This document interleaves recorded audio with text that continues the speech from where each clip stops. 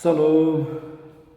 Firman Tuhan pada hari ini di hari yang ke-223 tanggal 11 Agustus 2025 diambil dari Injil Yohanes pasal 20 ayat 28 dengan perikop Yesus dan Thomas.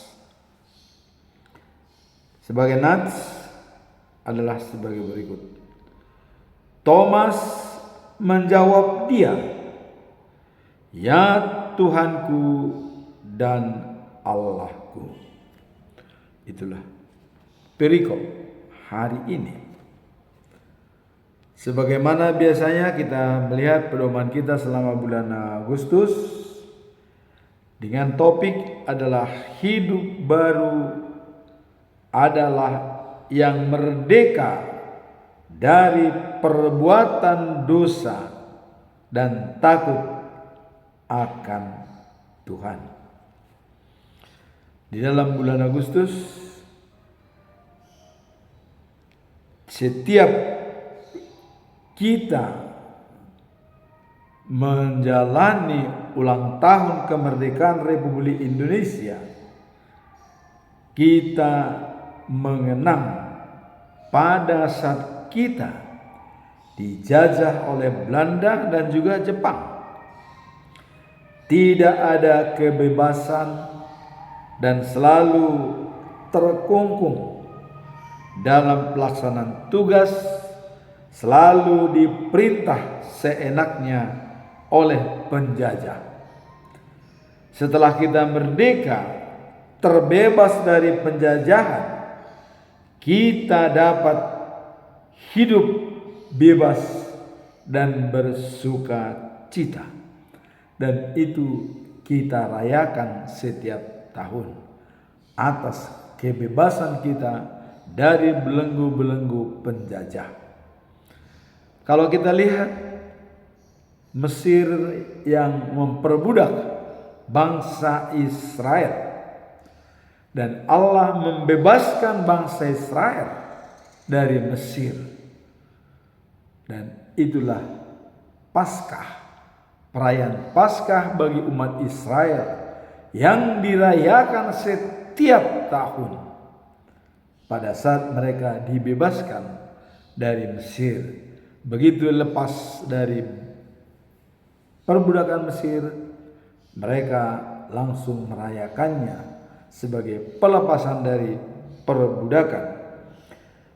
Tuhan Allah memerintahkan Musa untuk membawa bangsa Israel keluar dari Mesir dan berhasil. Tentu keberhasilan itu pun didasari atas beberapa mukjizat, karena Raja Firaun tidak memperbolehkan bangsa Israel keluar dari Mesir. Setelah keluar 10 tulah, artinya tanda-tanda ajaib yang diberikan Tuhan yang menakutkan bangsa Mesir, baru bangsa Israel dibolehkan keluar dari Mesir. Itulah yang terakhir adalah dengan kematian anak sulung. Di sini ada yang perlu kita garis bawahi. Pada saat adanya tulah yang ke-10, Tuhan Allah memerintahkan kepada bangsa Israel supaya tidak kena tulah atas bencana yang didatangkan kepada Mesir, yaitu kematian anak sulung. Silahkan domba-dombanya dipotong dan dipercikkan darahnya di atas rumah mereka, pintu mereka. Sehingga bila Tuhan Allah lewat melihat ada percikan darah dengan memotong anak domba, maka dia terbebas dari hukuman tulah yang disampaikan. Itulah sejarah pembebasan bangsa Israel dari tanah Mesir dengan mengorbankan anak domba sebagai tanda di rumah mereka dengan percikan darah. Sekarang kita melihat di dalam Paskah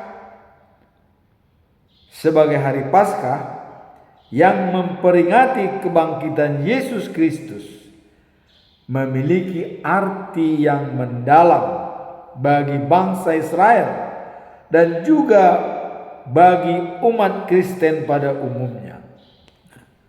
Jadi kebangkitan Yesus Kristus itu berhasrat maguna bagi seluruh bangsa di dunia. Dan sebagai historis, Paskah mengingatkan pada peristiwa keluarnya bangsa Israel. Dalam Keluaran pasal 12 ayat 1 sampai 30. Bisa kita lihat. Bagi bangsa Israel, Paskah adalah waktu untuk mengenang dan merayakan pembebasan dan perbudakan serta pengenalan Tuhan yang selalu ada dalam perjalanan mereka. Jadi dalam tradisi Yahudi, perayaan ini melibatkan makan bersama, membaca kisah keluarnya, serta merayakan janji Tuhan untuk memberi berkat bagi umatnya. Itulah dalam konteks pengertian dari Yahudi. Sekarang dalam konteks pengertian bagi Kristen, Paskah mewakili kemenangan atas dosa dan kematian melalui kebangkitan Yesus yang menggenapi nubuat dan mempersembahkan keselamatan bagi seluruh umat manusia. Jadi dalam Injil Markus pasal 16 ayat 6 dikatakan, memberitakan bahwa Yesus telah bangkit menjadi inti dari iman Kristen. Inti dari iman Kristen dengan kebangkitan Yesus. Kalau kita lihat dalam Keluaran pasal 12 ayat 13, darah domba membebaskan Israel dari tulah kematian anak sulung. Jadi adanya darah domba ditaruh di atas pintu, mereka selamat dari tulah yang diberikan oleh Tuhan. Nah, kemudian Yohanes pasal 1 ayat 29, domba Allah yang menghapus dosa dunia. Itulah Yesus sebagai domba Allah yang diberikan kepada dunia, sehingga barang siapa percaya kepadanya beroleh hidup yang kekal. Nah, Yesaya 53 ayat 7 dikatakan, dia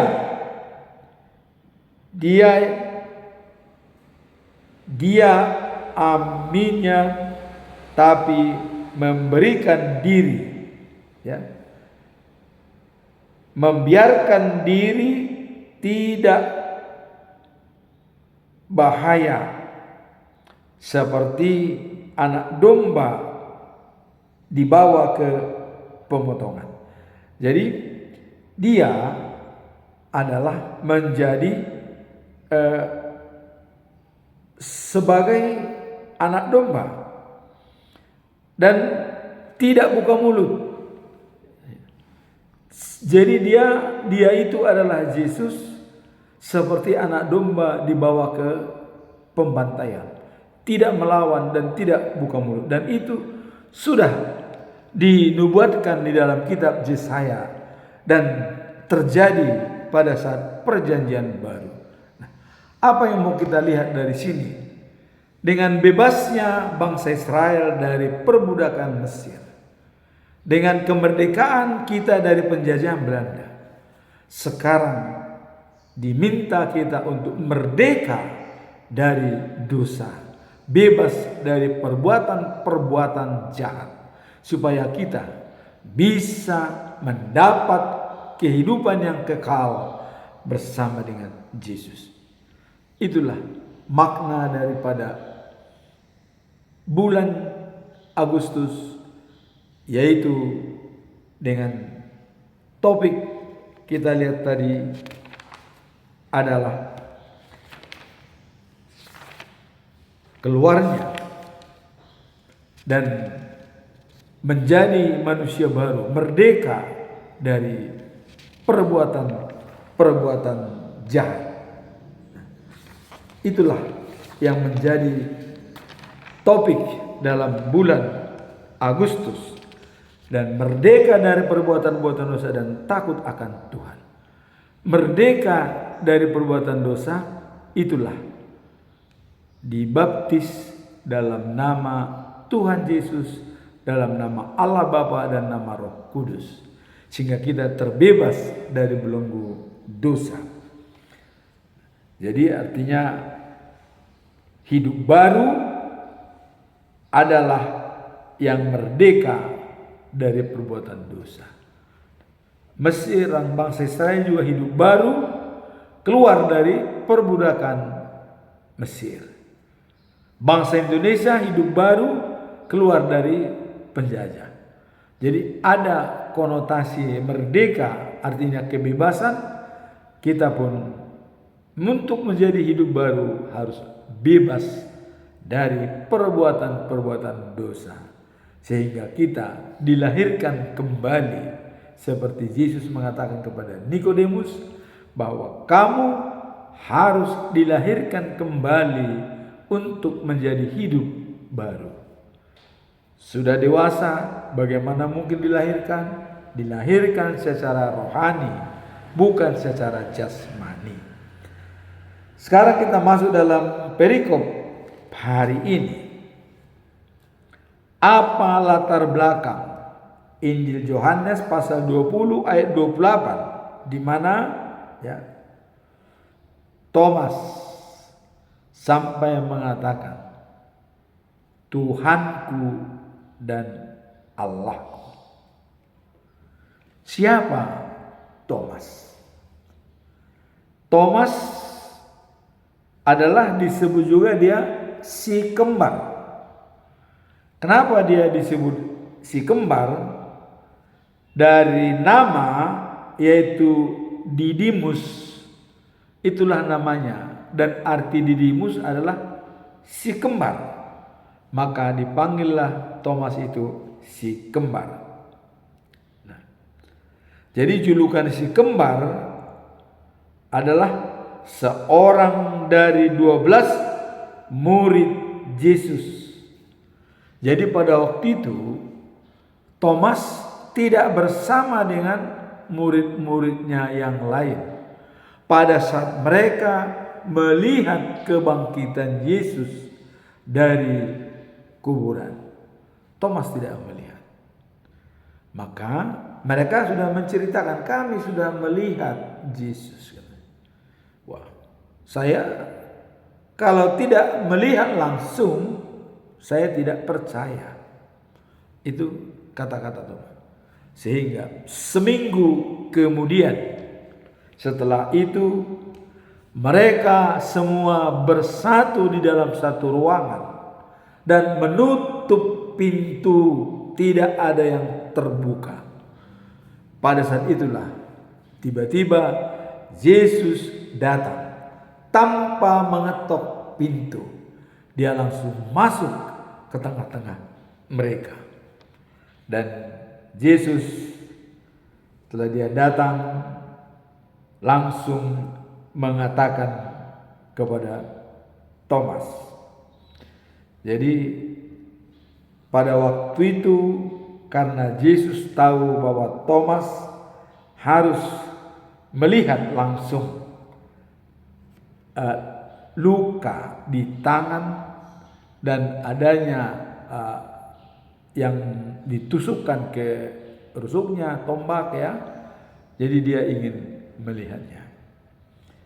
Maka Yesus menyampaikan kepada Thomas, dikatakan, taruhlah jarimu di sini dan lihatlah tanganku, dan ulurkanlah tanganmu dan taruhlah di lambungku,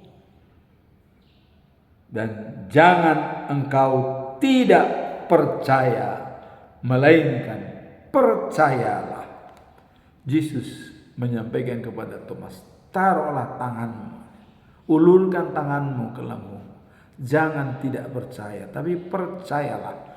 Yesus meyakinkan Thomas dan membawa bukti-bukti yang nyata supaya Thomas yakin bahwa memang Yesus adalah bangkit dari kuburan. Ini menunjukkan bahwa meskipun ada keraguan, Yesus siap memberikan bukti yang dibutuhkan agar Thomas bisa percaya. Akhirnya apa kata Thomas? Tuhanku dan Allahku. Artinya dia sudah benar-benar yakin bahwa Tuhan Yesus bangkit dari liang kubur. Maka dikatakan Tuhanku dan Allahku.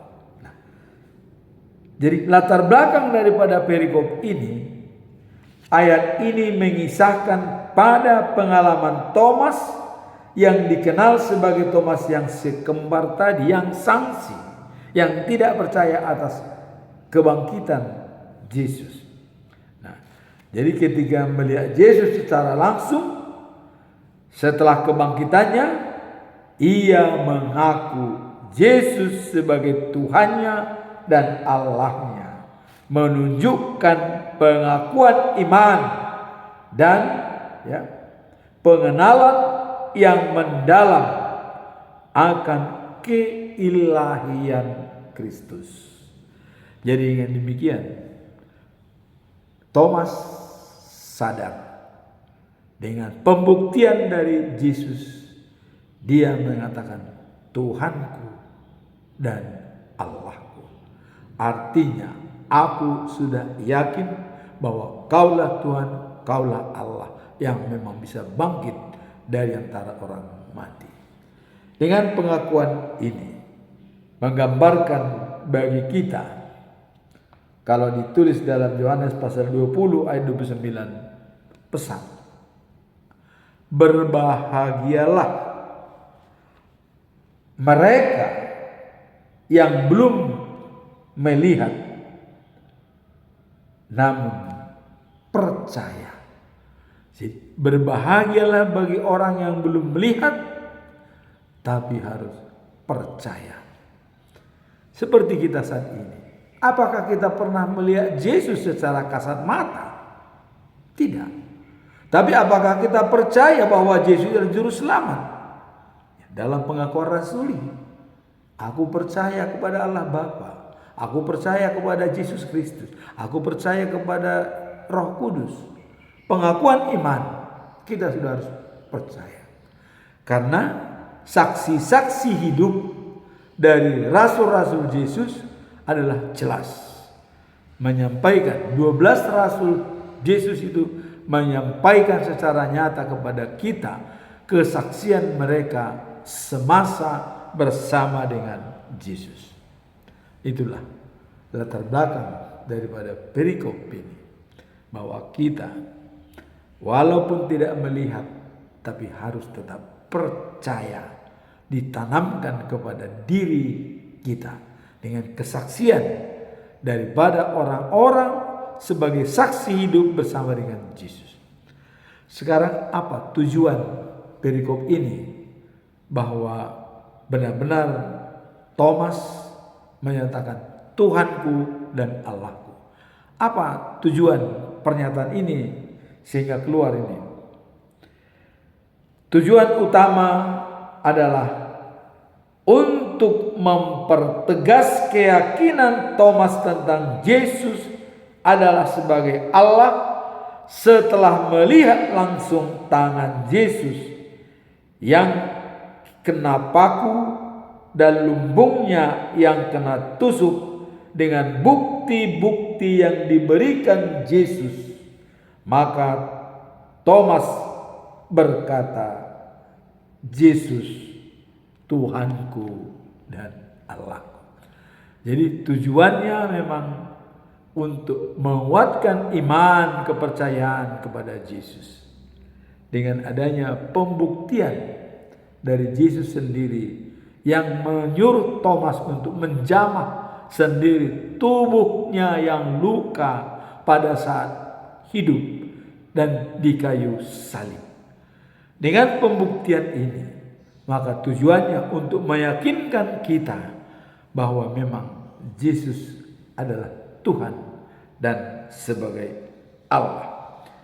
Nah, kemudian Yakobus 20 ayat 9 dikata, berbahagialah mereka yang belum melihat namun percaya. Nah, dan kita juga walaupun tidak melihat Yesus secara langsung, namun percayalah pada orang sebagai saksi hidup seperti rasul-rasul yang ada, seperti Petrus, Yohanes, dan mereka menyampaikan, Markus, Lukas menyampaikan firman Tuhan dan dianggap sebagai rasul daripada Yesus. Nah, bagi kita orang Batak, yang datang ke tanah Batak adalah I.L. Momensen. Kita pun dengan dari situ kita percaya, padahal dia adalah seorang Jerman, tapi dia berdasarkan pengalamannya sebagai saksi juga bagi kita bahwa dia telah mempelajari Alkitab sehingga menorehkan bagi orang Batak.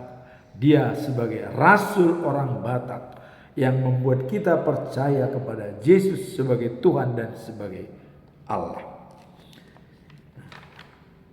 Sekarang kita masuk dalam bagian yang ketiga. Apa pesan moral daripada perikop ini?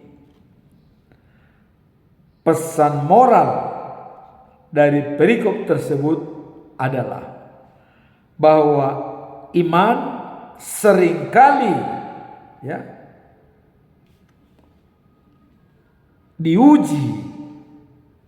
Jadi iman seringkali diuji dan melalui proses. Jadi iman juga bisa diuji dan melalui proses, kita diperkuat dalam kepercayaan kita kepada Tuhan. Jadi sebagai diuji dan proses untuk memperkuat iman percaya kita kepada Yesus. Jadi itulah pesan moralnya. Jadi merupakan proses diuji untuk memperkuat iman kita kepada Yesus.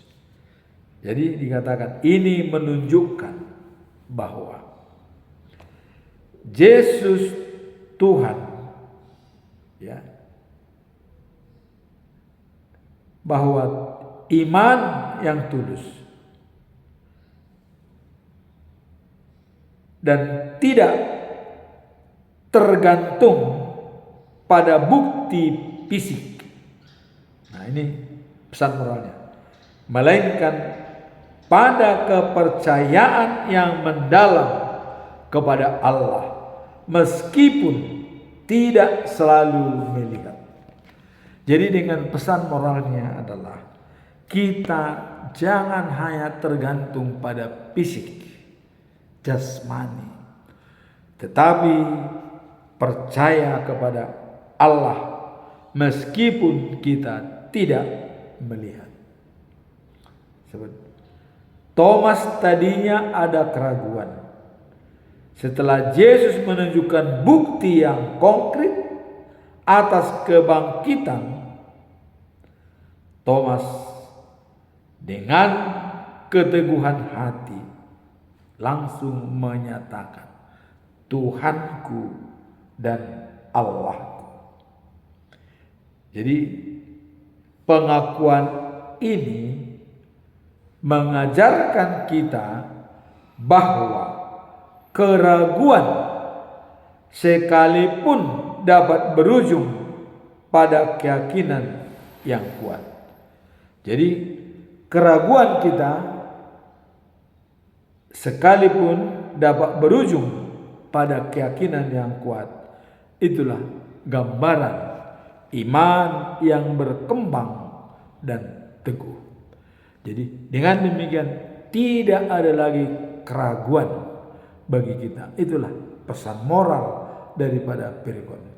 Percayalah kepada orang yang tidak hadir, karena kita yakin dengan ketidakhadiran seseorang dia punya alasan tertentu.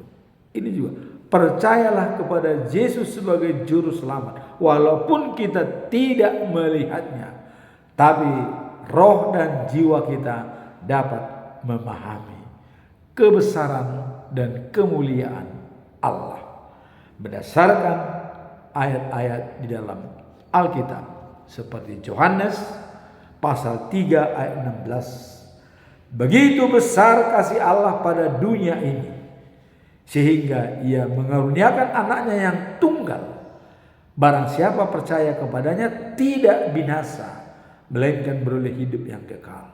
Kita percaya bahwa Yesus adalah anak Allah. Nah, kemudian kita masuk dalam poin yang keempat. Apa implementasi daripada Yohanes pasal 20 ayat 28 ini?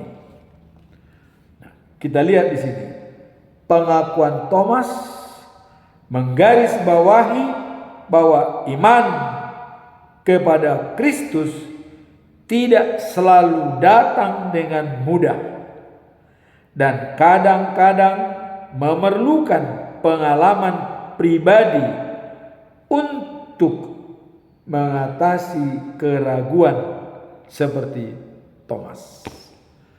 Jadi juga ada pengalaman pribadi untuk mengatakan bahwa memang apakah Allah itu ada. Itu seperti Thomas juga tidak percaya kalau tidak melihat tangannya yang luka. Pengalaman pribadi. Begitu dilihat langsung laku Tuhan. Saya juga punya pengalaman pribadi masalah ini. Ya. Tahun 1900-an saya melihat dukun bisa bertindak, bisa menjalankan tugasnya dengan baik di dunia ini. Nah, sehingga pernah saya bilang tidak ada Tuhan, karena dukun bisa mematikan orang, bisa berbuat semaunya. Ya, ternyata memang iblis berkuasa atas dunia, tapi namun roh kita itu kuasa daripada Allah. Nah, setelah saya menyatakan seperti itu, saya dalam alam bawah sadar langsung dibawa ke sebuah gunung yang tinggi, dan saya tidak boleh melihat ke atas, terbang dengan tengkurap. Ya, setelah sampai di puncak gunung, diperlihatkanlah kota yang sangat indah dengan warna biru, dan saya kena cahaya dari atas. Langsung Allah mengatakan, akulah Tuhan Allahmu. Jadi berarti kalau itu berarti tidak ada di dunia ini.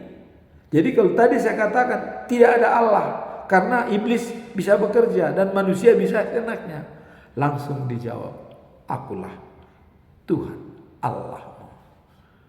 Dengan demikian maka saya tidak bisa lagi berkutik apa-apa. Ya sudah, berarti benar-benar memang Dia adalah Tuhan kita dan Allah kita yang berkuasa mengendalikan dunia ini. Seperti khotbah kemarin bahwa Tuhan Allah mengendalikan dari surga kepada semua manusia yang ada di dunia ini, apa yang kita lakukan tidak pernah luput dari penglihatan Tuhan. Tapi begitu kita dilihat tidak berbuat baik, apakah ditegur? Tidak, dibiarkan. Karena kita masih ada God spot kita. Karena sudah diberikan kita napas kehidupan, kita sudah berada. Bagaimana kita menggunakan God spot kita bisa lebih besar daripada selera dan nafsu yang kita miliki, kesombongan dan kepura-puraan yang kita miliki, aspirasi dan ambisi yang kita miliki bisa terkalahkan oleh God spot kita yang berbanding lurus dengan Tuhan. Disitulah pengendalian diri, self control yang ada pada diri kita dari God spot kita. Sekarang apa implementasi daripada perikop ini? Nah, dikatakan para teolog, ahli-ahli Alkitab sering menekankan bahwa pengakuan Thomas adalah contoh dari transformasi iman, di mana keraguan dapat langsung pada kepercayaan yang mendalam setelah mengalami kehadiran Tuhan secara langsung.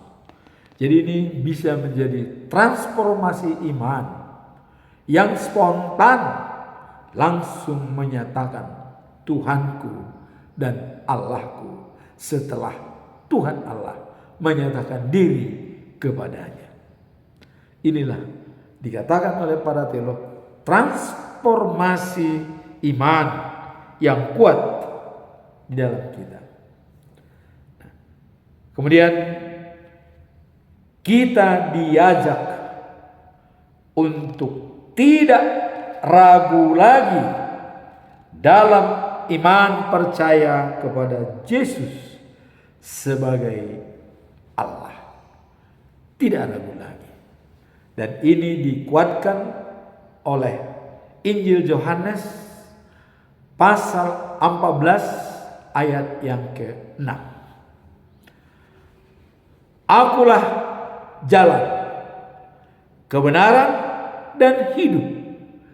Tidak ada yang sampai kepada Bapa tanpa melalui aku. Itu kata Yesus. Kemudian Thomas juga tunjukkan jalan itu kepada kami, katanya, supaya kami juga tahu. Maka karena Yesus mengatakan harus melalui jalan itu. Akulah jalan, kebenaran dan hidup. Kau cari kemana lagi jalan? Akulah jalan, kata Yesus.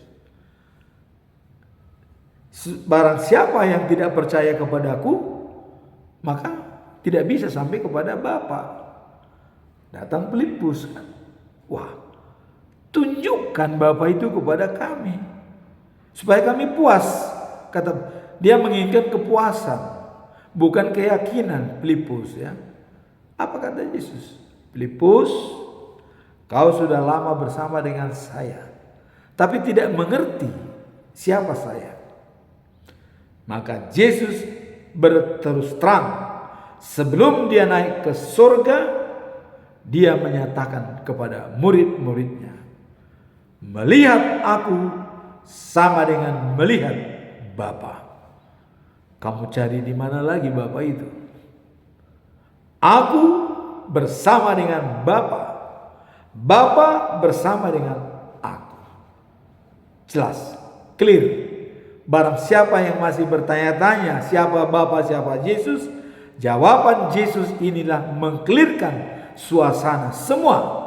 Kepada apologet yang ada di YouTube itu, kalau masih ragu-ragu kepada Yesus, Yesus menyatakan, melihat aku sama dengan melihat Bapa. Bapa bersama aku dan aku bersama Bapa. Clear. Demikianlah firman Tuhan. Maka jangan pernah ragu kita kepada Yesus sebagai juru selamat dan yang memberikan kepada kita yang terbaik pada saat life after life di Yerusalem yang baru. Hidup setelah kehidupan saat ini di Yerusalem yang baru. Amin. Tuhan memberkati kita.